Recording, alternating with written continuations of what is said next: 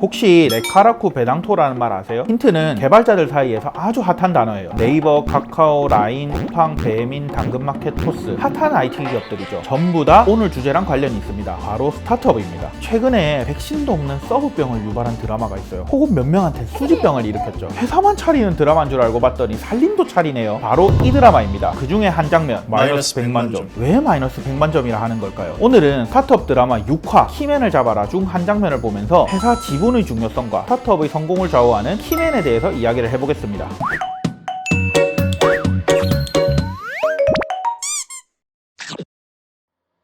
안녕하세요, 곤변입니다. 제가 또 스타트업 자문 업무를 많이 하다 보니까 스타트업 드라마를 재밌게 다 봤는데요. 드라마의 줄거리를 짧게 이야기하면 성공을 꿈꾸는 젊은이들이 스타트업 창업을 하면서 겪는 이야기들입니다.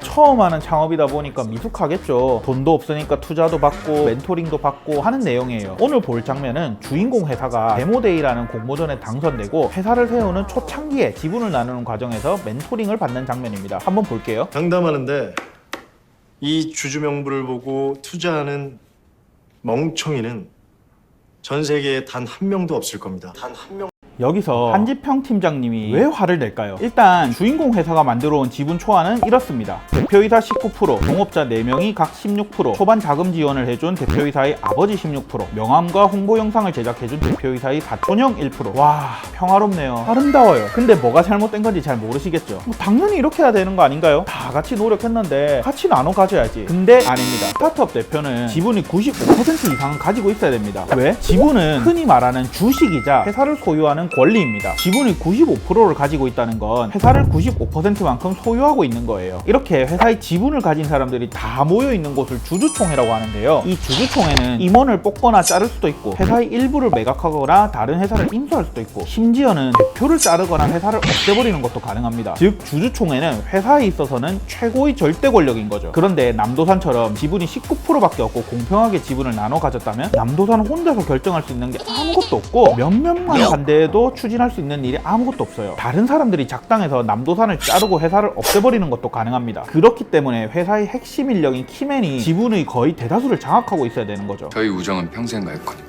회사 가치가 10억, 100억, 1000억이 넘어도 과연 이 말이 나올까요? 그 정도 가치가 없는데도 드라마에서는 남도산이 지분을 다 가져간다고 말하자마자 당장 싸움부터 납니다. 와, 내 지분 뺏어 먹어보려고 아주 작당을 했어야 들이? 그리고 투자를 받을 때도 문제가 있습니다. 투자가 뭡니까? 투자자는 뭘 보고 스타트업에 거액을 쏟아부으면서 투자를 할까요? 당연히 대표의 비전을 보고 투자합니다. 즉 키맨을 보고 투자하는 거죠. 그런데 대표가 지분이 없어서 자기 마음대로 사업을 못하면 투자할 이유가 없겠죠. 그리고 투자를 할 때 투자자는 지분을 받아옵니다. 예를 들어서 회사 가치가 100억 원이라 하면 이 회사의 5%, 5억 원을 투자하면서 5%의 지분을 받아오는 거죠. 남도산처럼 지분을 19%만 가지고 있었다? 5%를 투자자한테 나눠주고 나면 14% 남겠네요. 와, 이제 대표가 친구들보다 지분이 더 적어요. 이건 말도 안 되죠. 이런 회사에 투자자를 믿고 투자할 수가 없습니다. 그리고 투자는 한 번만 받는 게 아니라 여러 번 받게 되는데 그러면 대표의 지분은 순식간에 박살나게 됩니다. 한지평 팀장님이 얼마나 화내는지 한번 보고 가실게요. 최악의 경우 동료들이 배신을 하면 투자자들과 함께 이 회사를 지 맘대로 바꿀 수도 있고 매각도 할 수 있죠. 자, 여기서 그럼 여담으로 말하자면 다시 주인공 그룹의 지분표를 한번 볼까요? 1%를 지분 가져간 사촌형, 얼마나 엄청난 지분을 가져간 건지 이제 좀 아시겠죠? 만약에 주인공 그룹이 창업 당시 애플이다, 그러면 저런 허접한 영상 하나 만들고 몇십억짜리 주식을 얻은 겁니다. 저분께는 주식을 드릴 게 아니라 용역비로 바로 현금을 계산해 주는 게 제일 당연한 겁니다. 드라마에서는 결국 3산택 최종 명부는 이렇게 됐습니다. 남도산 64%, 김용산 7%, 이철산 7%, 서달미 7%, 정사하 7%, 남성한 7%, 남천호 1%.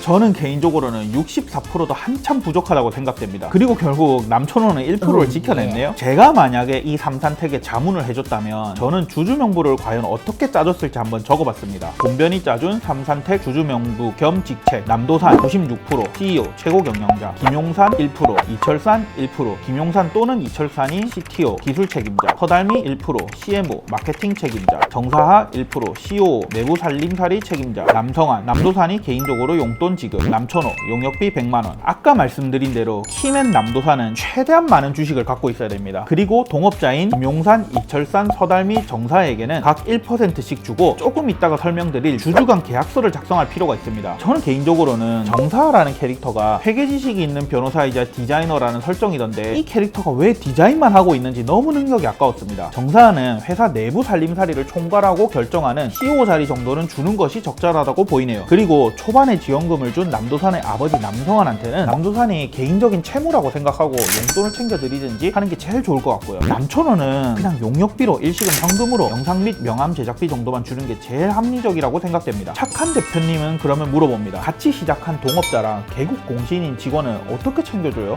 좀 잘 챙겨주고 싶은데 당장 돈이 없어서 월급을 올릴 순 없고 근데 또 지분도 주지 말라고요? 스타트업 드라마에서도 비슷한 장면이 나옵니다. 그때 주인공 회사의 경쟁회사 인제컴퍼니의 대표가 직원들한테 스톡옵션을 준다는 얘기가 나와요.